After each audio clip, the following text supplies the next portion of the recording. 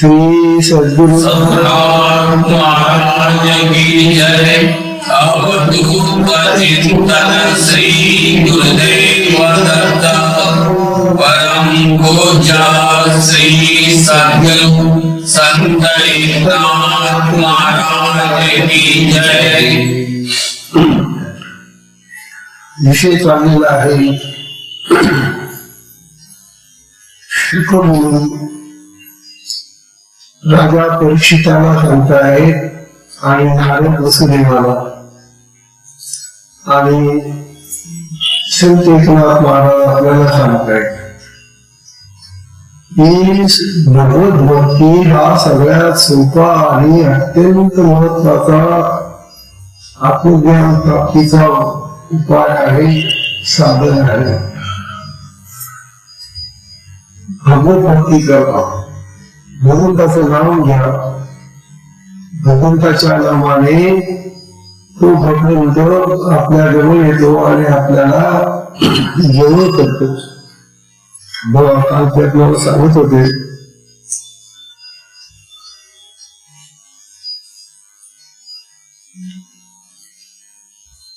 या भगवंताने भगवान श्रीकृष्णाने बालपणापासून गोकुळातल्या त्या जवळच्या पोरांना आपलं केलं आणि त्यांना भक्तीचं प्रेम लावलं। विषय चाललेला आहे की असं हे जे भगवत भजन आहे ते प्रेमाशिवाय होत नाही। भक्तीमध्ये प्रेमच आहे। इतर अनेक प्रकारची साधना आहेत, परंतु त्या साधनेमध्ये जर प्रेम नसेल तर ती साधना व्यर्थ जाते। भक्तीचे तसंच आहे, भक्ती सुद्धा प्रेमाची साधना आहे आणि प्रेम नसेल तर ती भक्ती नाही। बघा काल आता सांगता येते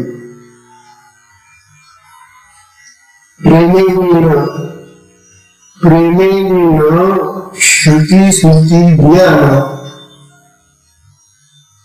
श्रुती म्हणजे वेदांचं उपनिषदांचं सगळं ज्ञान आहे आपल्याला, परंतु प्रेम नाही, जिव्हाळा नाही, स्नेह नाही। मग काय त्या ज्ञानाचा उपयोग?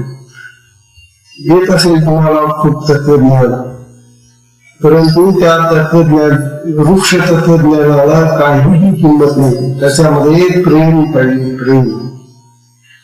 म्हणून प्रेमाविण श्रुती स्मृती ज्ञान, प्रेमेविण ध्यान पूजन। चांगलं ध्यान लागतं तुमचं, उत्तम प्रकारची पूजा करता, पूजन करता देवाची, परंतु जर त्या ध्यानामध्ये आणि त्या पूजनामध्ये प्रेम नसेल तर त्याचा काही उपयोग नाही। प्रेमेविण श्रवण कीर्तन। आता या ठिकाणी हा विषय चाललेला आहे भगवंताचा, आणि या ऐकण्यामध्ये जर आपल्याला गोडी नसेल, प्रेम नसेल, आनंद नसेल, समाधान नसेल, कीर्तनामध्ये प्रेम नसेल तर काही उपयोग या ऐकण्याचा आणि कीर्तनाचा।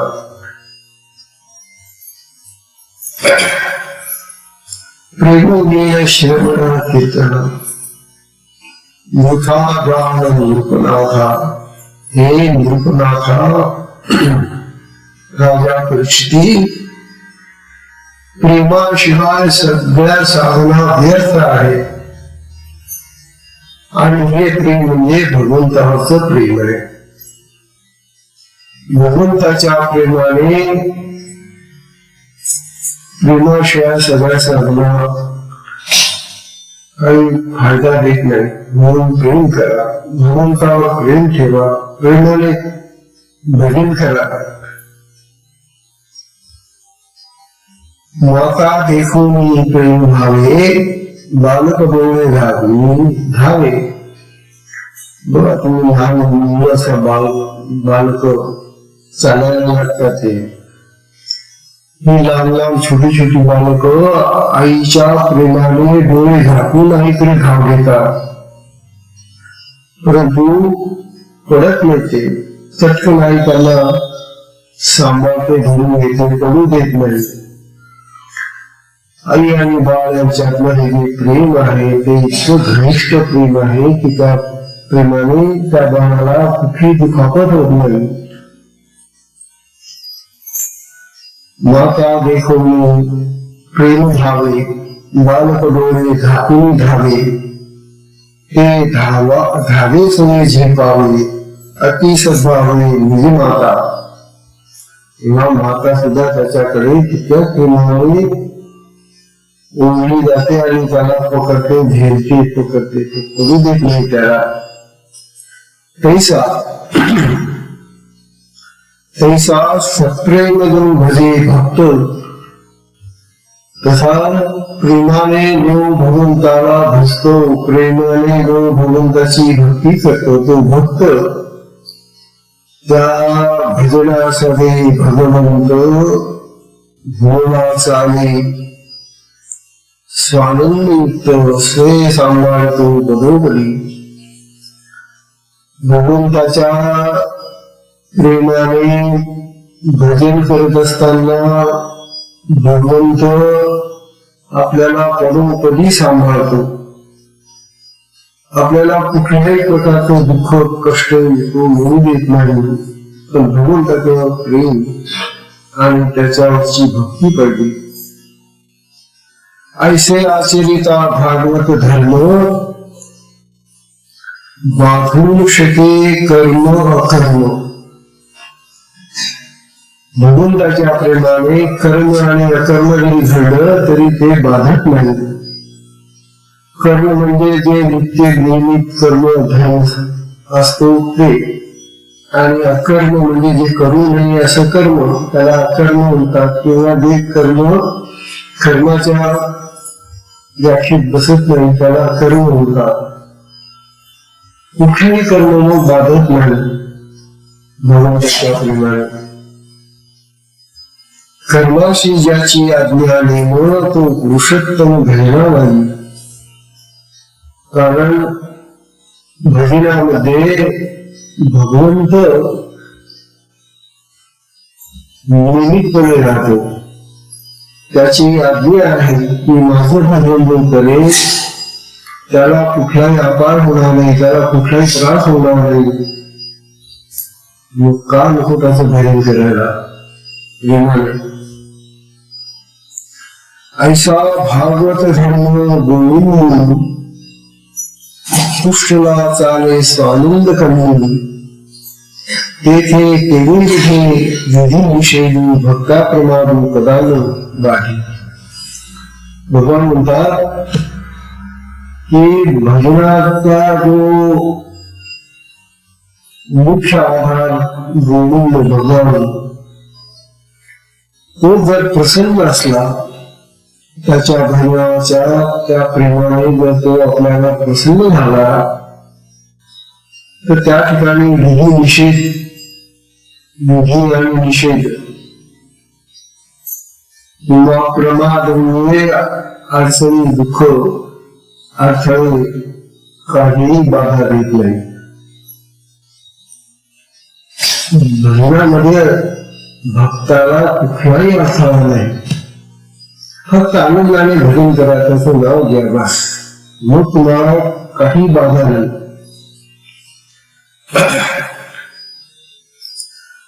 बघा, जेविका स्वामीशिया बाळा अविरधून कडे द्वारपाळा. तेही भागवत धर्म भजन शिया कर्मा गळा बाबू नशते. ज्ञान देतात महाराज, ज्याप्रमाणे स्वामीचं बाळ आहे, स्वामीचा मुलगा आहे मालकाचा,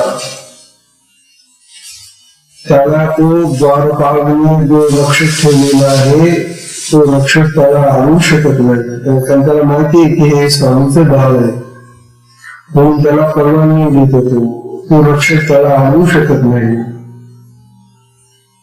बघा,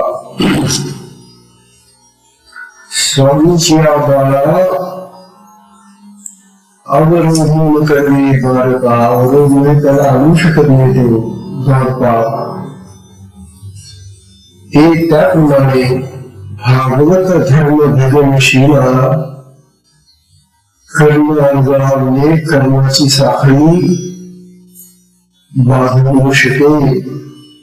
म्हणून भजन करणाऱ्या भक्ताला कर्म अकर्म विकर्म काही बाधत नाही. तुम्ही भगवंताचं नाव घेऊन करा, भगवंताला अर्पण करून करा, प्रेमाने करा. बस ज्याशी भगवत भजनी विश्वास होईल, ज्याचा भगवत भजनावर विश्वास असेल, विधी निषेध त्याचा दासू, मग त्याचे विधी आणि निषेध जे असतात ते त्याचे दास होतात. त्याला कुठल्याही काही चांगलं किंवा वाईट आढळत नाही. देखो निज भजन विलासू, स्वय जगन्नाथून सुखावे. भगवंत आपलं भजन चाललेलं आहे, भक्ताने माझे नाव घेतलेले आहे म्हणून तो भगवान जगन्नाथ त्या भजनामध्ये आहे आणि तो सर्वत्र असल्यामुळे त्या भक्ताला कुठल्याही प्रकारचा अडथळा आणि त्रास होत नाही, त्याला सुख वाटत. भागवत धर्मे राहे कर्म. बघा बाबा, तव तव सुखावे पुरुषोत्तम, सप्रेम भक्ताबाधी कर्म हा दुःखाभ्रम भ्रांताची. बघा हे म्हणतात, भागवत धर्माने कर्म समजा एखाद्या वेळेला करायचं राहून गेलं आणि तो भगवंताच्या भक्तीमध्ये रंगलेला असतो. भगवंताच्या भक्तीनं रंगलेला आनंदित झालेला भक्त एखादं काम विसरला, राहून गेलं ते, तर त्या भक्ताला तो कुठल्याही प्रकारचा अडथळा न देताना, त्या कर्मामुळे त्याला कुठल्याही प्रकारे त्रास न होताना त्याचं सगळं सुखरूप प्राप्त होतं. म्हणून भगवंताचं कर्म भगवंताला अर्पण करायचं असल्याने त्या कर्मामध्येही तो आहे. कर्म करता आणि कार्य हे सगळं तोच आहे. मग ते कार्य तो भजनामध्ये घडून झाल्यानंतर केव्हाही ते करून घेतो. बघा तेव्हा सप्रेम भक्ताबाधी कर्म हा वृथा भ्रम. सप्रेम भक्त जो आहे, प्रेमाने भक्ती करणारा जो भक्त आहे, त्याला कधीही बाधा येत नाही. आणि बाधा जर येते असं समजत असेल तर ती भ्रांती आहे, भ्रम आहे. तो भ्रांती. कर्म करू पावे प्रमादी, सगळं प्रमादी प्रगटे गोविंद. समजा कर्म करत असताना एखादा प्रमाद घडला, चूक घडली, तेव्हा त्या प्रमादात त्या चुकीमध्ये सुद्धा तो भगवंत राहतो. प्रमादी प्रगटे गोविंद, या लागी विधिनिषेधून प्रगटून गोविंद केला अतिशुद्ध नाम मात्रे. तेव्हा भजनामध्ये होणाऱ्या चुका, अडथळे, कुठलेही काही प्रतिबंध असतील तरी त्या प्रतिबंधांमध्ये तो भगवानच असतो. आणि म्हणून ते प्रतिबंध, ते अडथळे, त्या चुका त्या भक्ताला त्रास देत नाही. बघा अजाम्या कर्मबाध यमुपाशी बांधला सुबद्ध, तेथे प्रगटून गोविंद केला ती शुद्ध नामाकडे. त्या अजाम्याला भगवंताने यमाच्या पाशातून सोडवलेलं होतं, कारण तो भगवंताचं नाव घेत होता. बघा स्वधर्म कर्म हेची दोन्ही स्वधर्म आणि कर्म हे दोन्ही निज स्वतः भोळी करून जो बहुदे भजन सुखासनी तो कडे ते दंडनी स्वधर्म कर्मा. स्वधर्म आणि कर्म आपला स्वतःचा धर्म काय आहे तो भागवत धर्म, आणि कर्म काय आहे तो जे काय असेल जगाचं ते. तेव्हा कर्म आणि भागवत धर्म हे दोन झोळीचे जसे दोन पदर असताना तशी झोळी आणि त्या झोळीमध्ये भगवान आपल्याला झोपून बरोबर अलगद बसून घेतो. कुठल्याही प्रकारचा त्रास होऊ देत नाही. हो स्वधर्म कर्म असे दंडले वर्णाश्रमाचा अथवा उझळे होळी करणे कर्माची. अशा कर्म भगवान ज्या कर्मामुळे तुम्हाला काही त्रास होणार असेल, बाधा होणार असेल, असल्या कर्माला सुद्धा जाळून टाकतो, कर्माची होळी करून टाकतो तो भगवान. होळी करणे कर्माची. एवढं भागवत धर्मी जे सेवक स्वधर्म कर्म त्यांचे रंक हे राहू न शके त्या सन्मुख माफेही बाधक होऊ शकेल. अहो धर्म कर्म जर त्या भगवंतामध्येच आहेत आणि तो भगवंतच त्याच्यामध्ये शिरतो तर मग त्या धर्म आणि कर्माने त्या भक्ताला कुठला त्रास होणार आहे, कुठली बाधा नाही, त्रास नाही, काय नाही. भगवंताच्या नामाने भक्त एकदा रंगणारे रंगला, तो आनंद आहे, त्या आनंदामध्ये तो भक्त रंगला नाही रंगला की कुठली बाधा नाही, मग किती बाधक होऊ शकेल. कैसे कैसे भागवत धर्म केली भगवंती अर्पे कर्म अति गुह्य उत्तम निज भजन धर्म. ऐक राया, आता मी तुला सांगतो, कमी सांगून राहिले. आणि तिथं शुकमुनी राजा परीक्षितीला ऐकून राहिलेले सांगून राहिले की उत्तमाची गुह्य नियम कोणता भजनामधला. उत्तम भजन कसं असतो, त्या उत्तम भजनाचं वर्म काय आहे हे मी तुला आता ऐकवतो, सांगतो. ऐक बघा, मग श्लोक तुझा सुंदर. कायेन वाचा मनसा स्मरामि बुद्ध्यात्मना अमृता स्वभाव करोति यत् सकलं परस्मै नारायणाय समर्पयेत. हा श्लोक अनेक ठिकाणी आपण वाचतो आणि पाहतो. भजन इंद्रिय होत ते भजन नुसतं मुखाने होत नाही. भजनामध्ये ही सगळी इंद्रिये करतात. काया वाचा आणि मन. आपलं शरीर, काया म्हणजे शरीर, वाचा म्हणजे वाणी, आणि त्या वाणीच्या मागे असलेलं आपलं मन, हे तिन्ही एकत्र होऊन जातात भजनामध्ये. काया वाचा आणि मन. आणि त्या मनाच्या बरोबरच तुमची बुद्धी, चित्त की जे दुसरी इंद्रिय आहेत, सूक्ष्म इंद्रिय, तीही मग त्या भजनामध्ये येतात. स्वभावा म्हणजे आपोआप मिळतात की मग तुम्ही जे जे काय कराल सर्व यज्ञ सकल प्रश्न नारायणाची समर्पयेत. आणि मग तुम्ही जे जे काय कराल ते सगळं त्या भगवंतालाच अर्पण होतं. बघा,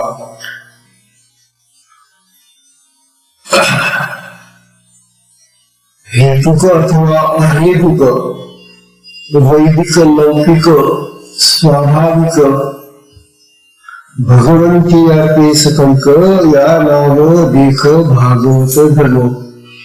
आता भागवत धर्म कशाला म्हणतात मुली सांगतात राजा परीक्षितीला, नारद सांगतात वसुदेवाला, अरे भागवत धर्म म्हणजे काय, कशाला म्हणतात भागवत धर्म?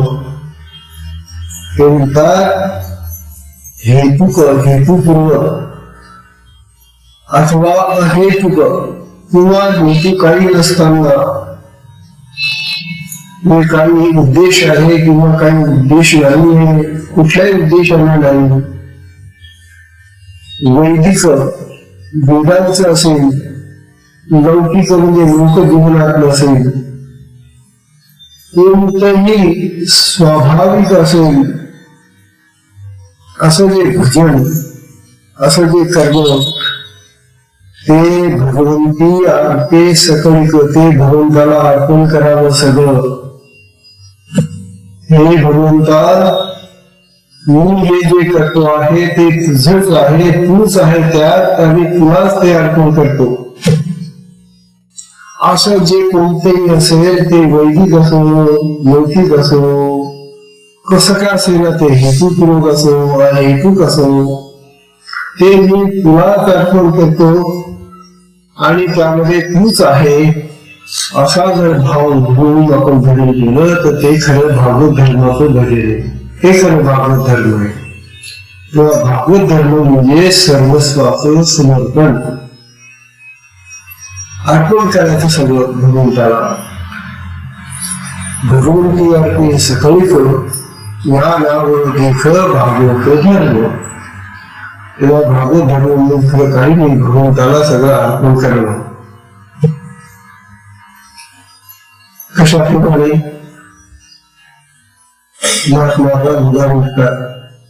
मुदकी तरंगती चक्र, पाण्यावर लाटा असतात, तरंग येतात पाण्यावर, ते पाण्यावरचे तरंग अति चपळ असतात. मुदकी तरंग अति चपळ, जिकडे जावे तिकडे जल, आणि ते तरंग त्या लाटा पाण्यावरच खेळतात. तेव्हा त्या लाटांना ते पाणी आणि त्या लाटा एक जीव होऊन जातात, पुढे एकरूप होऊन जातात. तेव्हा त्या लाटांना ज्याप्रमाणे, तरंगांना ज्याप्रमाणे पाणीच पाणी हवं आहे, त्याप्रमाणे आपलं हे आनंदाने प्रेमाने मुसळणारं भागवत धर्मातलं भजन आहे, ते भजन आपल्याला भगवंताकडे सोडतं आणि तो भगवंत आपल्याला सहाय्य करतो. त्या पाण्याप्रमाणे जिकडे जावे तिकडे जळ, तैसे भक्ताचे कर्म सकळ, अर्पे तत्काळ भागवती. तेव्हा भक्ताचं कर्म जे असेल ते भगवंताला अर्पण करा. आता पहा किती मजेशीर आहे, भगवंताला काही अर्पण करा, कर्म धर्म काय जे असेल ते, परंतु ते अर्पण करताना हा भाव असला पाहिजे की आम्ही जे अर्पण करतोय त्याच्यामध्ये भगवंत आहे, अर्पण करणाऱ्या मध्ये भगवंत आहे, आणि ज्याला अर्पण करतो तो भगवंतच आहे ना. पाहिलं ना, जे अर्पण करा, समजा नारळ घेता तुम्ही भगवंताला, नारळ फोडताय, त्या नारळामध्ये भगवानच आहे, भगवंताच येते.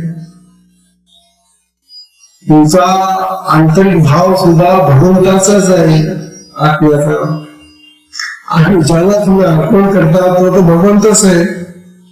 तात्पर्य हे जे अर्पण करणं आहे भगवंताला, त्यामध्ये सर्वत्र तो भगवानच भरलेला असतो. भगवंती अर्पे सकळिक या नाव देख भागवत धर्म, हा धर्म आहे.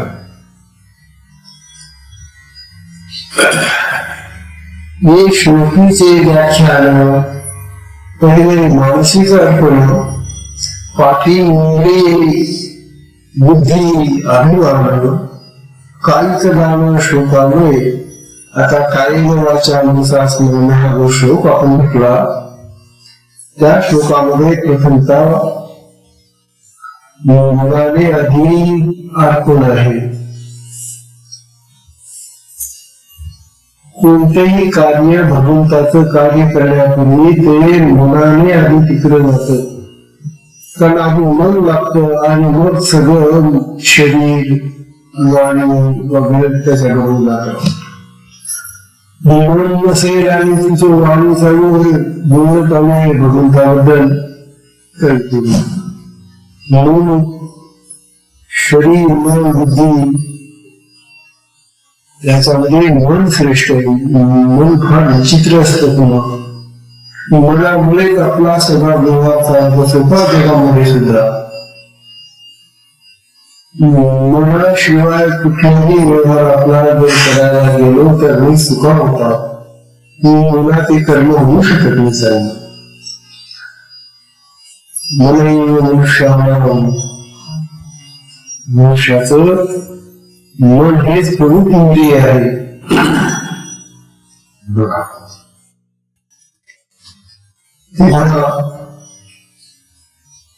भागवतात मनाची निजस्थिती मन बुद्धी चित्त अहंकृती आधी करून वृत्ती भगवंती अर्पिती ते ऐक. आता भगवंताला जे आपल्याला अर्पण करायचं आहे ते मन बुद्धी चित्त अहम ही चार इंद्रिय सूक्ष्म इंद्रिय आपल्या देहामध्ये ती चार इंद्रिय आधी कामाला लागतात अर्पण करण्याच्या. आधी इंद्रिय वृत्ती भगवंती अर्पती ते ऐकून तेव्हा प्रथम आपल्या देहातल्या चार इंद्रियांना ही अर्पण बुद्धी असते. मन बुद्धी चित्त आणि अहम ही चार इंद्रिय आहेत ती अति महत्वाची आहे. मग बाहेरची देहाची जी इंद्रिय आहेत ती त्यांच्या बरोबर जातात ती लागतात. पण ही आपली सूक्ष्म चार इंद्रिय जर देवाकडे गेली नाही तर मग बाहेरची इंद्रिय जाऊन उपयोग नाही ना. म्हणून बोलतात भागवत धर्माची ही निजस्थिती मनबुद्धी चित्त अहंकृती आधी करून इंद्रिय भगवंती अर्पती ते ऐक. बाधूषचे स्वधर्म कर्म ऐकराया त्याचे वर्म म्हणून प्रगटला पुरुषोत्तम अति सिंह बोधे. महाराज सांगतायत तुम्ही भगवंताला आता तुमची कर्म धर्म सगळे अर्पण करतात ना. पण हे अर्पण करण्याचं कार्य प्रथमता मनाकडून व्हायला पाहिजे. मन एक मनुष्याला कारण बंधमोक्ष हे मनच मुख्य आहे. कशाच बंधनात टाकणारं आणि मुक्त करणारं मन आहे. माणसाच्या ठिकाणी मन नावाचं हे जे इंद्रिय आहे त्याच्यामुळेच तो बंधनातही करतो आणि मुक्तही होतो. म्हणून या मनाला भगवंताकडे अर्पण करायला नाही. जे मुख्य इंद्रिय आहे ज्याच्यामुळे आपली सगळी कर्म चालतात ते मनच भगवंताला देऊन टाका. त्या मनामध्ये तो भगवान प्रगट झाला नाही झाला की मग तुमचं मन वाईट मार्गाकडे कधीच जाणार नाही. ते तुम्हाला सन्मार्गाकडेच मिळणार भगवंताकडेच मिळणार. ते त्या मनामध्ये भगवंत प्रगट होतो असे म्हणतात. बघा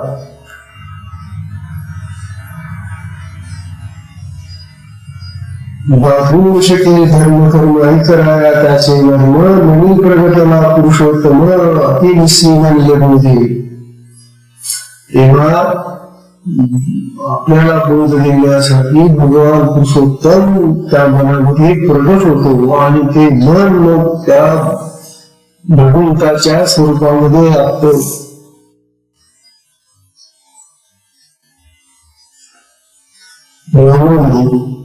संकल्प विकल्प अवघे राहणे भगवत रूप. आता मनामध्ये जर भगवान निर्माण झालेले आहे भगवान प्रगट झालेले आहेत तर अशा मनाने तुम्ही जे संकल्प कराल इच्छा कराल विकल्प कराल उलट त्याच्या त्या इच्छेच्या उलट तिचे सगळे संकल्प आणि विकल्प हे भगवत स्वरूप असतात. मग कारण मनामध्ये भगवान आहे, मनामध्ये भगवान उत्पन्न झाला, प्रगट झाला म्हणजे तुमच्या मनाने प्रगट होणारे संकल्प विकल्प ही भगवत स्वरूप होतात. किती सोपे जबाब. बाधून शक्य सुधर्म कर्म म्हणून संकल्प विकल्प अवघे झाले भगवत रूप. या लागे भक्त नित्य निष्पाप सत्य संकल्प हरिदास. हा हरीचा भक्त सत्य संकल्प म्हणजे त्याचे सगळे संकल्प सत्यच होतात.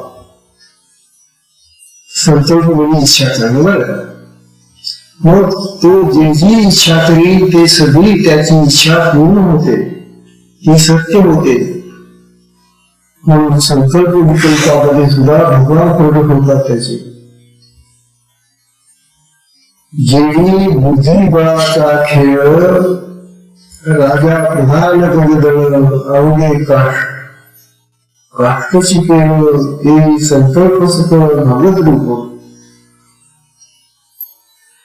खेळामध्ये सुद्धा तुम्ही पाहता आता हे जे काष्टाचे खेळ ते आपल्याकडे नाहीये, पण आपल्याकडे गंजी पत्ते खेळतात ना. आता त्या गंजीफामधला सगळ्यात श्रेष्ठ जो गंजीफा पत्ता आहे तो म्हणजे एक्का. म्हणतात ते गाव काम जो कोणता तुम्ही केवळ बदाम काय असेल ते मला माहिती नाही काय काय ते जे असतात त्याचे हुकूम म्हणतात तुम्ही. त्या हुकुमाचा जो एका असेल एकच ठिपका असतो फक्त एक,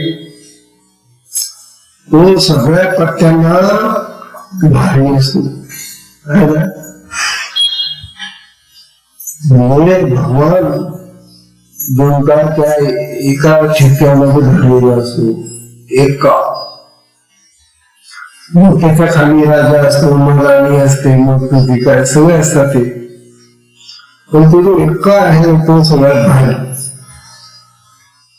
त्या खेळामधला जसा तो मुख्य आहे त्याच्यामध्ये तो सगळ्यांना जिंकून घेतो, तसा हा भगवान आपल्या सगळ्या कर्मांमधला मुख्य आहे आणि आपल्या कुठल्याही संकल्पामध्ये तो असतो आणि त्या संकल्पाने आपल्याला यश येतं. बघा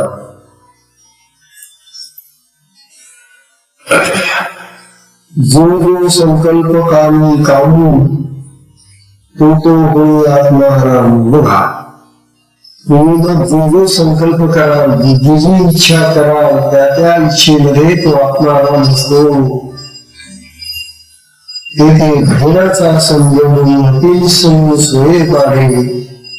आणि मग जेव्हा तुमचा संकल्प भगवत स्वरूप झालेला आहे त्या भगवत स्वरूप अशा संकल्पाने जर तुम्ही भजन करायला लागला तर ते भजन भगवत स्वरूपच होतं.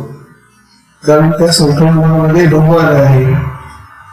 मग त्या संकल्पाने चालणारं जे भजन असेल तेही भगवत स्वरूपच होतं. अशा तऱ्हेनं तुमचं सगळं भगवतमय होऊन जातं. बघा तेथे भजनाचा संबंध स्नेह वाढे. त्यानंतर महाराज सांगतात जागृती सुषुप्ती स्वप्न तिही अवस्था होऊन भजन.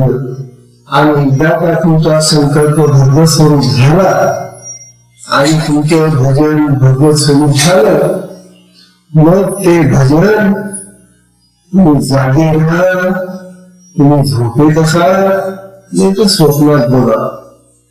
या तिन्ही अवस्थेमध्ये भजन चालतो. कारण तो भगवानच त्या भजनामध्ये येणार.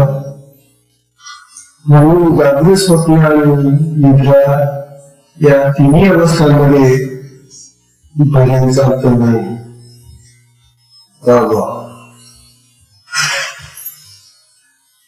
तेव्हा जागृती सुषुप्ती स्वप्न तिन्ही अवस्था होय भजन तेच अखंड अनुसंधान निवेदमध्ये एक मोठं साधन आहे. कारण अनुसंधान म्हणजे आपलं ध्यान सगळं त्या भगवंताकडे लागलेलं असल्यामुळे ध्यानाचा विषय भगवान आणि ते ध्यानी पूर्ण भगवन्मय झाल्यामुळे अखंड कुठल्याही अवस्थेमध्ये मग ते भजन चालतं. आपण फक्त जागृत अवस्थेमध्येच भजन करतो, कारण त्याच वेळेला आपलं मन इकडं त्या भजनाकडे लागतं, बुद्धी लागते, हे लागत नाही. म्हणतात अरे तुमचं मन, तुमचा संकल्प, तुमचं सगळं जर भगवत झालं तर तुम्हाला कुठल्याही अवस्थेमध्ये भजन चालू असताना दिसेल. मग तुम्ही झोपलेले असला त्यामध्ये तुम्ही भजनाचीच वर्णन करा. तुम्ही जे स्वप्न पाहाल त्यामध्ये भजनच दिसेल तुम्हाला, आणि ज्या प्रवृत्तीमध्ये तुम्ही भजन करतात आहात. जो संकल्प कामीचा मूळ तो होय आत्मा रामू. तेथे भजनाचा संभ्रम अति सोयीद्वारे मला होता समाधान अधिक भजन पूर्ण बाणले अनुसंधान ध्येय ध्याता ध्यान समरसे भजे. ध्येय काय आहे, ध्यान काय आहे आणि ध्याता कोण आहे, ही जी त्रिपुटी आहे ती त्रिपुटी एकत्र झाल्यानंतर त्या भगवानामध्ये सगळीकडे तो भगवान भरलेला दिसतो. किंवा ती या साक्षी आणि उन्मनी ह्या ज्या मनाच्या अवस्था आहे त्या तिन्ही अवस्थांमध्ये याही लागलेल्या भगवत भजनी जवळवडी अवस्था कळी आता कळी तुला नाही. मग कोणती अवस्था असू ती मनाला एकदा का भजनामध्ये लागलं आपलं मन, त्या भजनामध्ये तो भगवान प्रगट झाला, मग तुमची मनाची थोडी अवस्था असतो, उन्मनी अवस्था असो, नाहीतर साक्षी भाव असो, कोणती मनाची अवस्था असो, त्या ठिकाणी ते भजन भगवान प्रगट झाल्याने चालूच राहतं. बघा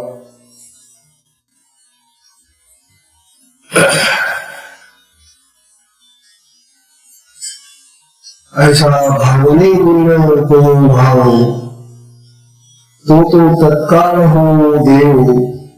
मग अर्पणाचा मला न अर्पिता पाहो स्वय हो. मग जिथे स्वतः भगवानच प्रगट होऊन गेलेले आहे तिथं अर्पण करण्याचं काही राहतच नाही. मग मनाला, बुद्धीला, चित्ताला, अहमला कोणालाही अर्पण करू नका, कारण ते स्वयं भगवत स्वरूप गेलेले आणि स्वयं भगवत स्वरूप झाल्यामुळे मग अर्पणाची किती बंद होऊन जाते, अर्पणाची भावना बंद होऊन जाते. अर्पणाचा भाव तत्काळ होऊ देव न अर्पता पाहून स्वयं होईल. स्वरूपे मिथ्या केले स्वप्न,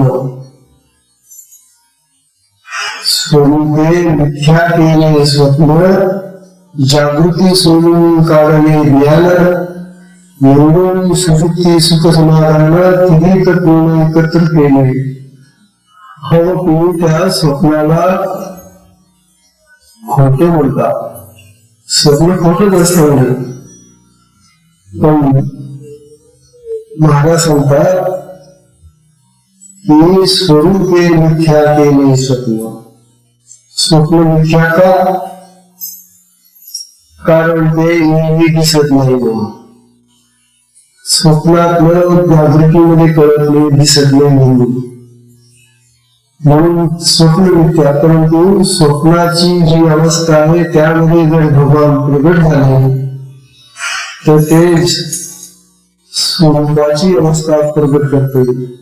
स्वप्नामध्ये जर आत्मा प्रगट झाला, भगवान प्रगट झाला तर ते स्वप्न मिथ्या कसं होईल? स्वप्न मिथ्या का होतं? तर स्वप्नात आम्ही जे इतर गोष्टी पाहतो त्या जागृती दिसत नाही म्हणून स्वप्न मिथ्या. पण तुझ्या भगवानच प्रगट आहे त्या स्वप्नामध्ये, मग स्वप्न मिथ्या कसं होईल? पण भगवान तिन्ही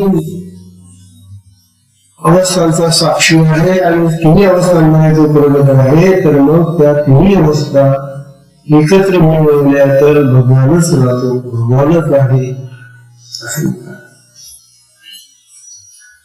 जोडी अवस्था आपण आपण मुकल्या नाही बघा, अशा भावनेने मुकले भाव तो तत्काळ होय देव, मग अर्पणाचा मेळावो नव अर्पता पाहो स्नेह होय. मग इथं अर्पण नाही, देणं नाही, घेणं नाही, काय नाही, तो भगवानच आपला प्रगट होऊन सगळं करतो आहे. बघा, मी स्वरूपी सगळे मन सोयीची करी निजात मार्ग, तेथीचे सुख समाधान भक्त सज्ञान जाणारी सोय. मनाला का एकदा भगवंताच्या चरणी लावलं, भगवंताकडे ते मन वळलं, तर मग त्या मनामध्ये तो भगवान स्वयं प्रगट होऊन ते मन तो भगवानच होऊन जातो. आणि भगवान जर मनामध्ये प्रगट होऊन मन चालवतो आहे, तर मग आम्हाला मनाने सुखच प्राप्त होतं. मग आमचं ते मन कुठल्याही अन्य गोष्टीकडे धावत नाही, मनामध्ये अखंड भगवानच आम्हाला प्राप्त होतो. बघा, अखंड सुख समाधान भक्त सज्ञान जाणारी, यापुढे मानसिक जाण सहज स्वरूपी होय अर्पण. आता इंद्रियांचे समर्पण होय ते रक्षणायक. तेव्हा मन बुद्धी चित्ताने येऊन यामध्ये भगवान उठले, जागृत झाले, तर मग ते सगळं भगवत स्वरूप होऊन जातं. आणखी तिन्ही इंद्रिय सूक्ष्म असल्यामुळे त्यामध्ये भगवंताचं स्वरूप जे आहे ते चैतन्य स्वरूप त्या ठिकाणी आपल्याला प्रगट झालेलं दिसतं. आता ही जी बाहेरची 10 इंद्रिय आपली, त्या इंद्रियांचं लक्षण आहे. बघा, देखून आम्ही घराभोवती, आता आपण घरामध्ये दिवा लावतो, संध्याकाळ झाली घरामध्ये दिवा लावतो, तोच प्रकाश गवाक्षदारी गवाक्षी खिडकीमधून आज जो प्रकाश आपण लावलेला दिवा, त्याचा प्रकाश बाहेर खिडकीतून जातो तरी ज्याप्रमाणे घरामध्ये दिवा लावला असताना खोलीमध्ये त्या खोलीच्या खिडकीमधून त्याचा प्रकाश बाहेर जातो, त्याप्रमाणे मनी प्रगटला श्रीहरी. मनामध्ये जर तो भगवान प्रगट झाला, तोच इंद्रिया भीतरी भजनानंद. मग इंद्रियांमध्येही तोच प्रगट होतो ना, कारण मनामध्ये तो प्रगट झाला की मनामधून तो इंद्रियांमध्ये पसरतो. तेव्हा त्या भगवंतानं एकदा मन बुद्धी चित्ताने सूक्ष्म इंद्रियांमधून तो प्रगट होऊन ताबा घेतला की मग तुमच्या सगळ्या इंद्रियांमध्ये तो पसरतो. तेव्हा आपल्या प्रत्येक इंद्रियामध्ये भगवान आहे हे आपल्याला जाणवतो. बघा, तोच इंद्रियांपणे आपल्याला इंद्रियांमध्ये सुद्धा तो भावनाच प्रगट होतो. तो तेच इंद्रिय व्यापार सांगती सविस्तर, स्वाभाविक इंद्रिय व्यवहार भगुल तत्पर परब्रह्म. आणि मग आपल्या इंद्रियांचे जे जे व्यवहार चालतात त्या सगळ्या व्यवहारांमध्ये तो भगवानच असतो. म्हणजे आपल्या इंद्रियांचे सगळे व्यवहार भगवत स्वरूप होऊन जातात. काय सुंदर अवस्था येईल. आणि मग भगवत तत्पर परब्रह्म, आणि मग असं जे भगवून आहे ते परब्रह्म स्वरूपाचं भगवून असतं.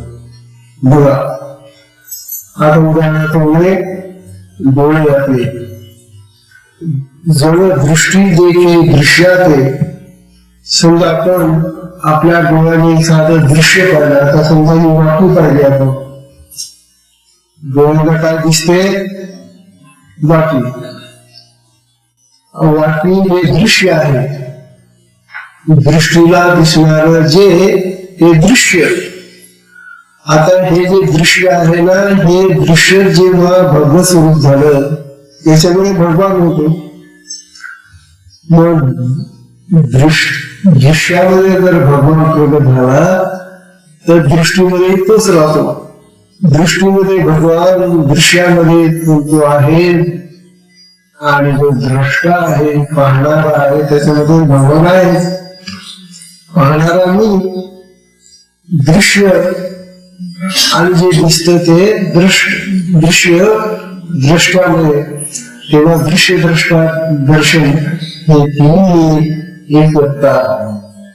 तेव्हा ही जी बाहेरची क्रिया आहे इंद्रियांची, ही सुद्धा भगवत स्वरूप होऊन जाते.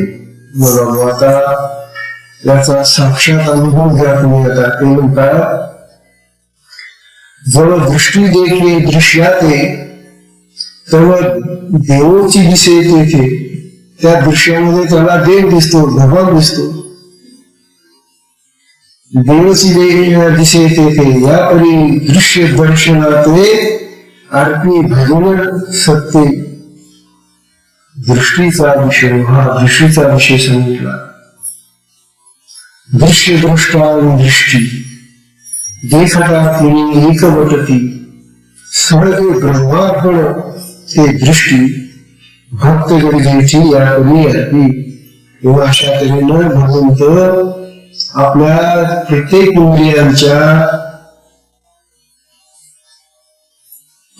इंद्रियांची जी त्रिपुटी आहे तिच्यामध्ये तो भगवान आहे.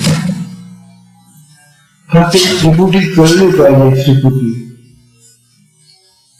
ती त्रिपुटी कळली की त्या प्रत्येक भागामध्ये तो भगवान धरलेलाच असतो. दृश्य प्रकाशी दृश्यपणे त्याची दृष्टी माझी होय देखणे, ऐसे अभिन्नपणे दर्शनार्पणे भक्ती भक्त. भक्ताला मग जे दिसतं तो भगवान, ते दृश्य म्हणजे दृश्य नव्हे तर त्या ठिकाणी दृश्यात प्रगट झालेला भगवान. दृश्यात भगवान दिसला किंवा दृष्टा दृश्य आणि दर्शनाच्या मध्ये भगवान असतो. ती त्रिपुटी भगवत होऊन जाते असे ते म्हणतात.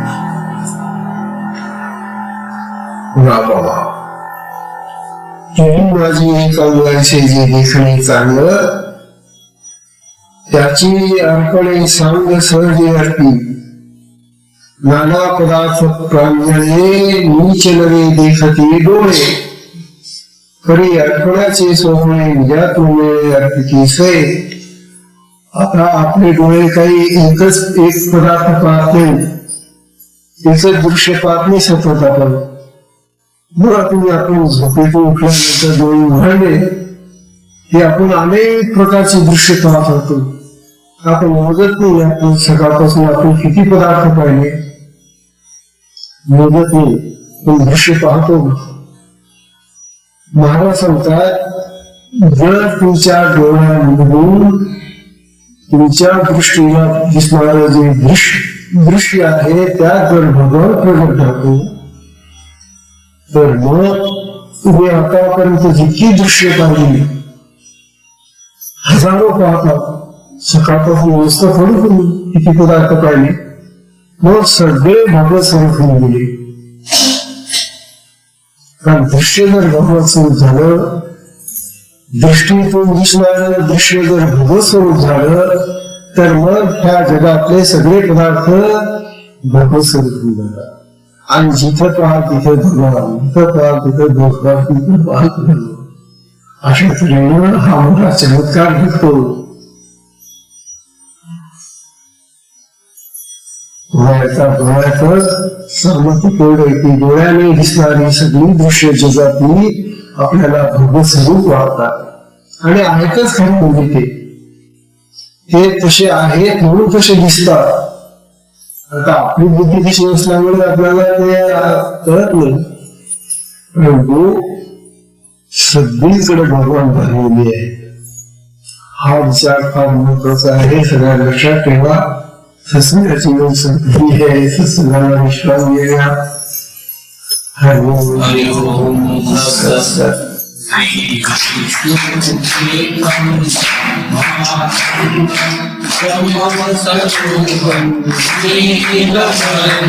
श्री विष्णु श्री